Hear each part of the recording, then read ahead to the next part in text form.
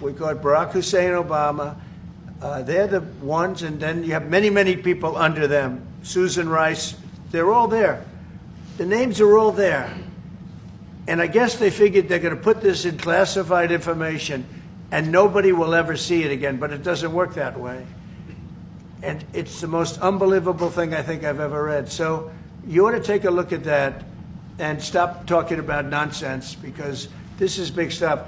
Never has a thing like this happened in the history of our country. And by the way, it morphed into the 2020 race. And the 2020 race was rigged, and it was a rigged election.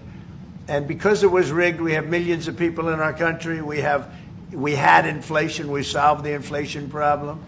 But millions and millions of people came into our country because of that.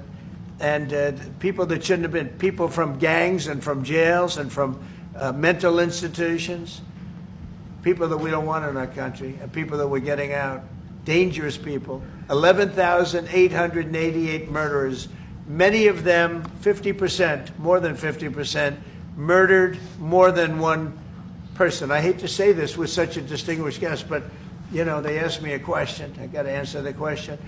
No, Barack Hussein Obama is the ringleader.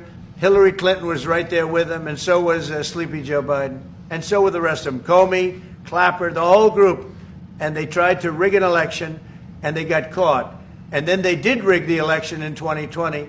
And then because I knew I won that election by a lot, I did it a third time, and I won in a landslide. Every swing state won the popular vote. But I won that all the same way in 2020. And look at the damage that was caused.